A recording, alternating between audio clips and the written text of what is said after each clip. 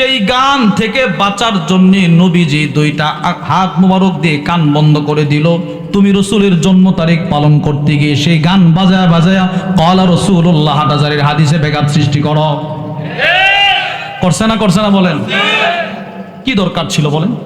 রসুল কি বলছে যে তুমি আমার জন্ম তারিখ পালন করো আর ডেক্সেট বাজাও, মাদ্রাসায় ছাত্ররা আমার হাদিস ক্বালা রাসূলুল্লাহ পড়াবে আর তোমরা গান বাজায় বাজাও, এটাকে ডিস্টার্ব করবা?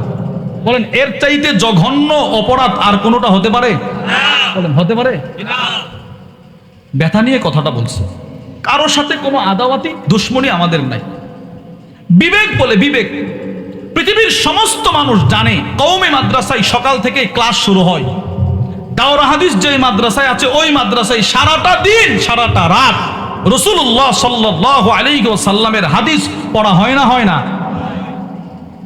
প্রত্যেকটা হাদিসের শুরুতে ক্বালা রাসূলুল্লাহ সাল্লাল্লাহু আলাইহি ওয়াসাল্লাম আছে না নাই?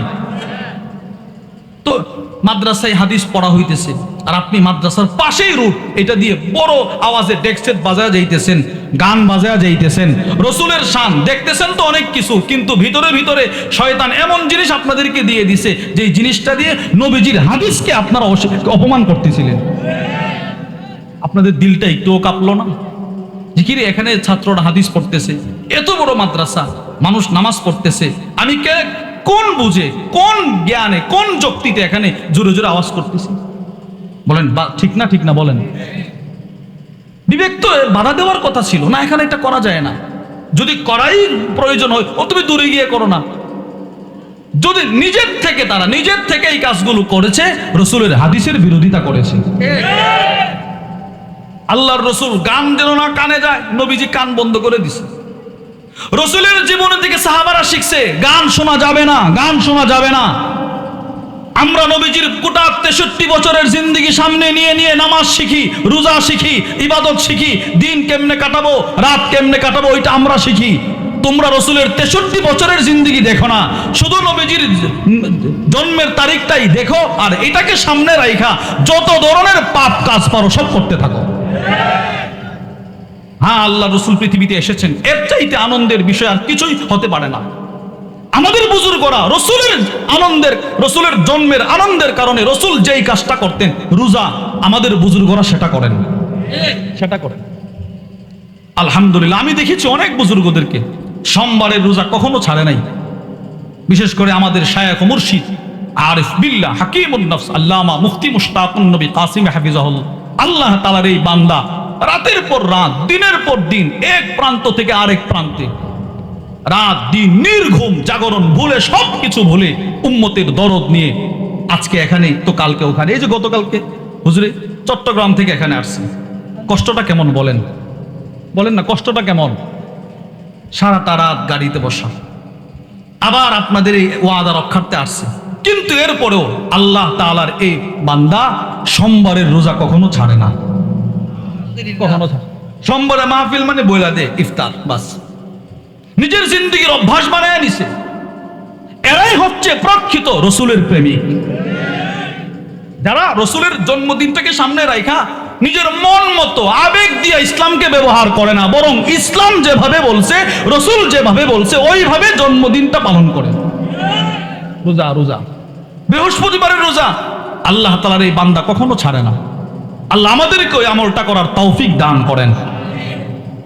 একটা কথা মনে রাখবেন, আবেগ দিয়ে ইসলামে আমল করা যাবে না। আবেগ অনেক কিছু দেখতে তো সুন্দর দেখা যায় না, সব সুন্দর জিনিসই ইসলাম না, কিন্তু ইসলাম যা দিয়েছেন সব সুন্দর। ইসলাম যা দিয়েছেন সব কি এই আবেগ দিয়ে যে চলে না, এটা বোঝানোর জন্য একটা হাদিস শোনেন। মুসলিম শরীফের 1401 নম্বর হাদিস, শায়েখ দামাত বরাকাতুহুর নির্দেশ হাদিস নম্বর না বলতে। এটা অনেক উপকার পাইছি আমি না বলাতে, কিন্তু এরপরে কিছু জায়গা আছে যেগুলো চ্যালেঞ্জপূর্ণ, ওইখানে কিছু নম্বর বলতে হয়। এই হাদিসের নম্বরটা কেন বললাম একটু শোনেন। আবেগ দিয়ে যে ইবাদত চলে না, এটা বোঝানোর জন্য। হুজুর সাল্লাল্লাহু আলাইহি ওয়াসাল্লামের সাহাবী হযরত আনাস ইবনে মালিক রাদিয়াল্লাহু তাআলা আনহু থেকে বর্ণিত, তিনি বলেন নবীজির 3 জন সাহাবী, বলেন কয়জন? 3 জন সাহাবী রাসূলের বাড়িতে আসছে, নবীজি বাড়িতে নাই। আম্মা জান রাদিয়াল্লাহু তাআলা আনহুন্না, ইনারা বসা, ইনাদের কাছে আসছে। وعن أنس بن مالك رضي الله تعالى عنه قال হযরত আনাস ইবনে মালিক রাদিয়াল্লাহু তাআলা আনহু থেকে বর্ণিত তিনি বলেন আন্না নাফারাম মিন আসহাবিন নবী সাল্লাল্লাহু আলাইহি ওয়াসাল্লাম সাআলু আজওয়াজ রাসূলিল্লাহি সাল্লাল্লাহু আলাইহি ওয়াসাল্লাম নবীজির সাহাবাদের এক জামাত মানে তিনজন সাহাবী নবীজির বাড়িতে আসলেন, এসে রাসূলের বিবিদেরকে প্রশ্ন করলেন আন আমালিহি ফিস সিররি। খেয়াল করে শুনেন, তিনজন সাহাবী আয়েশা নবীজির বিবিদেরকে বলতে লাগলেন, ও আম্মা জানেরা, আল্লাহর রাসূল মদিনায় মসজিদে নববীতে কি আমল করে সেটা তো আমরা দেখতে পাই, আমাদেরকে নামাজ পড়ায়, নামাজের পরে কি আমল এটা আমরা দেখতে পারি, কিন্তু আপনাদের কাছে আমাদের প্রশ্ন হলো আল্লাহর রাসূল ঘরে আয়েশা কি আমল করে একটু আমাদেরকে বলেন, নবীজির ঘরের আমলটা কেমন, গোপন আমলটা কেমন একটু বলেন। তো আম্মা জানেরা রাসূলের আমলের বর্ণনা শোনায় দিলেন যে আল্লাহর রাসূল রাত ভর দাঁড়ায় দাঁড়ায় তাহাজ্জুদ পড়ে, কুমিল লাইলা ইল্লা কলিলা নিসফাহু আও ইনকুস মিনহু কলিলা আও জিদ আলাইহি ওয়ারাত্তিলিল কুরআন তারতিলা। কখনো কখনো রাসূল রাত ভর দাঁড়ায় নামাজ পড়ে, রাসূলের পা মোবারক ফুলে যেত। এগুলো তুমি করো, রাসূলের জিন্দেগি থেকে এটা শিখো। নবীজি রাত ভর তাহাজ্জুদ পড়ছে, দাঁড়াইছে, নামাজ পড়ছে।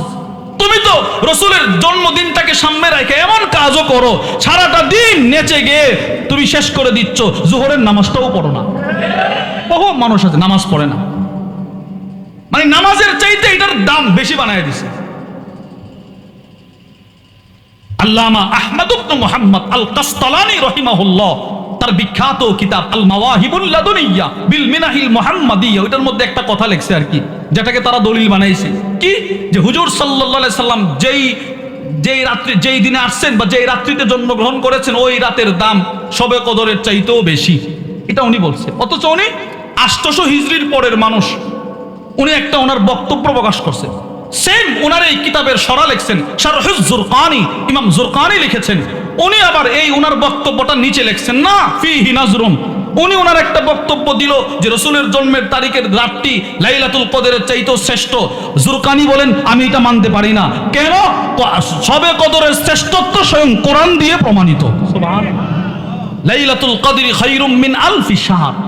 এই শুধুই মাত্র এই আয়াতের তাফসীর আমাদের শায়খ দামাত বারাকাতুহুম হাফিজাহুল্লাহ হুজুর আমাদেরকে এই রমাদানুল মুবারকের শেষ দশকের ইতিকাফে শুধু 10টা দিন 10টা রাত এই লাইলাতুল কদরের এত আজীব বয়ান শুনিয়েছেন, যেটা আমরা কখনো শুনি নাই।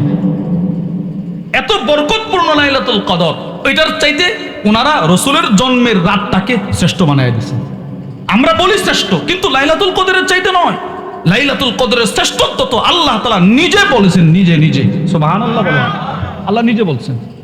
এজন্য শুধু এই মতন পড়লে হবে না, বুঝতে হবে যেটা সরাসরি কোরআনের সাথে সাংঘর্ষিক, এটার ব্যাখ্যা আমাকে দেখতে হবে। আপনাদেরকে উদাত্ত আহ্বান, আপনারা এটার ব্যাখ্যা দেখেন, এরপরে বুঝুন, তারপরে বলুন, মানুষকে বিভ্রান্ত করবেন না। তো তিনজন সাহাবী রাসূলের দরবারে আসে, এসে প্রশ্ন করলো নবীজি কি আমল করত। তো আম্মা জানেরা রাসূলের আমলের বর্ণনা দিলেন। এখন শুনেন আমার মূল কথা। যেই মাত্র নবীজির আমলের কথা শুনলেন, তিনজনের একজন বলে ফেললো কি জানেন? ওয়াকালা বাদুহুম লা আতাযাওয়াজুন নিসা। কি বলো? আরে যেই নবীজির আগের গুনাহ মাপ, যেই নবীজির পরের গুনাহ মাপ, ওই রাসূল যদি গোপনেও এত আমল করতে পারে, এই তুলনায় তো আমরা কিছুই করি না। তো একজন বলে ফেললো আজকে থেকে আমি আর কখনো বিবাহ করব না, ইবাদত করতে করতে যৌবন জীবন শেষ করে দেব। আচ্ছা বলেন তো, এই যে কথাটা শুনলেন আমাদের কানে খারাপ লাগছে না ভালো লাগছে? ভালো লাগছে না কথাটা? আমি শুধু ইবাদত করব, বিবাহ করব না, কথাটা খারাপ লাগছে না ভালো লাগছে? বললেন, বুঝেন। দ্বিতীয় ব্যক্তি কি বলে জানে? ওয়াল্লাহি লা আকুলুল লাহাম, না না আমি আজকের পর থেকে আর গোশত খাবো না, মানে খাবার খাবো না, আমি আর খাবারই খাবো না।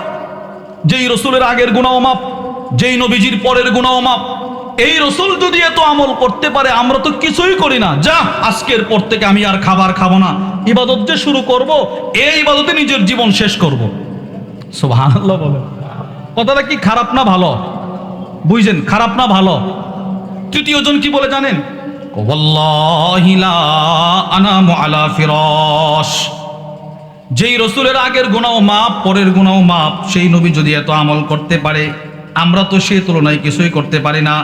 যা আজকের পর থেকে আমি আর কখনো বিছানায় পিঠ লাগায় ঘুমাবো না, রাতভর দাঁড়িয়ে দাঁড়িয়ে ইবাদত করব, রাতভর দাঁড়িয়ে দাঁড়িয়ে ইবাদত করব, রাতভর দাঁড়িয়ে দাঁড়িয়ে ইবাদত করব। তিনটা কথা, খারাপ না ভালো? এক নাম্বার, আমি আর কখনো বিবাহ করব না, নিজের যৌবন জীবন ইবাদত করে কাটায় দিব। দুই নাম্বার, আমি আর কখনো খাবার খাবো না, নিজের যৌবন জীবন ইবাদত করে কাটায় দিব। তিন নাম্বার, আমি আর কখনো বিছানায় পিঠ লাগায় ঘুমাবো না, নিজের যৌবন জীবন কাটায় দিব।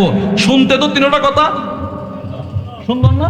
সুন্দর। এবার ওনারা তিনজন চলে গেছে, চলে যাওয়ার পর হুজুর সাল্লাল্লাহু আলাইহি ওয়াসাল্লাম আসছেন, নবীজি আসছে বাড়িতে। আসার পর কি হয়েছে জানেন? আম্মা জানেরা রসুলকে বলতে লাগলেন, ইয়া রাসূলুল্লাহ, আপনার তিনজন সাহাবী আসছিল বাড়িতে, আয়েশা আপনি গোপনে গোপনে কি আমল করে এটা জানতে চাইছে। আমরা বলছি যে নবীজি এই আমল করে। এরা তিনজন কি বলছে জানেন? কি বলছে? একজন বলছে আমি আর কখনো বিবাহ করব না। রসুল বলে তাই নাকি? বলে হ্যাঁ। আরেকজন বলছে আমি আর কখনো ভাত খাবো না, গোশত খাবো না, রুটি খাবো না, কিছুই খাবো না, ইবাদত অত গোশত খাবো না, সাধারণ খাবার খেয়ে খেয়ে ইবাদত করে জীবন কাটায় দিব। তাই নাকি? বলে হ্যাঁ। তৃতীয়জন কি বলছে জানেন? কি বলছে? আমি আর কখনো বিছানায় পিঠ লাগায়া ঘুমাবো না। তো ওনারা মনে করছে নবীজি খুশি হবে। আল্লাহর রসুল রাগ হয়ে গেলেন। আল্লাহর রসুল রাগ হয়ে সব সাহাবাদেরকে মসজিদে নববীতে জমা করলেন। সুবহানাল্লাহ। সকলকে জমা করছে। এবার দেখেন জমা করে কি বলে। আল্লাহর নবী বলেন, মা বালু আকওয়াম ক্বালু কাযা ওয়া কাযা। কি হলো? এই মানুষের কি হলো? তারা নিজেদের ইসলাম আর ইবাদতকে আবেগ দিয়ে কেন প্রকাশ করে? কেউ কেউ বলে আর কখনো ঘুমাবে না, কেউ কেউ বলে আর কখনো খাবার খাবে না, কেউ কেউ বলে আর কখনো বিবাহ করবে না। তারা পাইছেটা কি? তারা কি আমাকে দেখে না? ওয়ালাকিন্নী উসাল্লি ওয়া আসুম ওয়া আতাজাওয়াজ ওয়া আনাম। আমি রসুল খাবারও খাই, আমি রসুল রোজাও রাখি, আমি রসুল স্ত্রীও গ্রহণ করি, আমি রসুল ঘুমায়ও। সুবহানাল্লাহ বলো। আমি নবীজি যদি এতগুলো করি তো তারা করবে না কেন? তারা কি আমার চাইতে বেশি আবেগ দেখায় ইসলামে? এই হাদিসকে সামনে রেখে আমরা বলতে চাই, যে আমল সাহাবারা করে নাই, যে আমল হুজুর সাল্লাল্লাহু আলাইহি ওয়াসাল্লাম করতে বলেন নাই, যে আমল তাবিঈন তাবে তাবিঈন আইম্মায়ে মুজতাহিদিন করে নাই, এই আমল তোমার আবেগ দিয়ে ইসলামে ঢুকানো জায়েজ নয়। তুমি করতে পারবা না। তুমি তোমার মন গড়া আবেগ দিয়ে ইসলামে আমল ঢুকায় দিবা, এটা হবে না। এটা কি হবে না বলেন? এটা হবে না। আবার ঢুকাইছো তো ঢুকাইছো, আরেকজনের মাদ্রাসার পড়াশোনাকে ব্যাঘাত করেছো। বলেন আবেগ দিয়ে ইবাদত চলে না। বলেন ইসলাম যা বলেছেন, ইসলাম যেভাবে বলেছেন, রসুল যা বলেছেন, রসুল যেভাবে বলেছেন ওইভাবে করব। বলেন ইনশাআল্লাহ। রসুল যেইভাবে করেছেন, বলেন সাহাবাদেরকে যেভাবে শিক্ষা দিয়েছেন আমরা ওইভাবে করব। বলেন ইনশাআল্লাহ। আমাদের দাওয়াত তাবলীগে আছে না? নামাজের কথাই আমরা বলি না? হুজুর সাল্লাল্লাহু আলাইহি ওয়াসাল্লাম যেইভাবে নামাজ পড়েছেন, সাহাবাদেরকে যেইভাবে শিক্ষা দিয়েছেন, ওইভাবে মেহনত করিয়া শিখার যোগ্যতা অর্জন করা আছে না নাই? হ্যাঁ। রসুল যেভাবে বলছেন, সাহাবায়ে কিরাম রিদওয়ানুল্লাহি তাআলা আলাইহিম আজমাইন যেভাবে করছেন ওইভাবে করা। এর বাহিরে যাওয়া যাবে না। ওমা কানা লিমুমিনিন ওয়ালা মুমিনাতিন ইযা কাদাল্লাহু ওয়া রাসূলুহু আমরা। দ্বীনের বিষয়ে, দুনিয়ার বিষয়ে আল্লাহর রসুল যেই ফাইসালাগুলো করে গিয়েছেন, ওই ফাইসালার বাহিরে আমাদের কোনো স্বাধীনতা আর মতামত থাকতে পারে? আচ্ছা বলেন নামাজ কয় ওয়াক্ত? এবার আপনি যদি বলেন না আমার শরীরে শক্তি আছে, আমি 5 ওয়াক্ত না, আমি ফরজ নামাজ 6 ওয়াক্ত পড়বো, হবে? এবার যদি আপনি বলেন আমি অসুস্থ, আমি 5 ওয়াক্ত পড়বো না, আমি 4 ওয়াক্ত পড়বো, হবে? কেন? ফাইসালা কত ওয়াক্ত? বলেন ফাইসালা কত ওয়াক্ত? 5 ওয়াক্ত। আচ্ছা এবার যাকাত বছরে কয়বার ফরজ? একবার। একটা নির্ধারিত মালের মালিক হলে বছরে একবার যাকাত ফরজ। এবার আপনি যদি আবেগ দেখায় বলেন না আমি বছরে 2 বার দিব, 6 মাস পরে পরে করে দিব, এই দুবারই 1 বছর দেওয়াকে মনে করব, হবে এটা? আবার যদি বলেন না আমি দিব না, দিলে টাকা কমে যাবে, এটা হবে? তাহলে আমার পক্ষ থেকে বাড়ানো জায়েজ না, কমানো কি না? বলেন আমার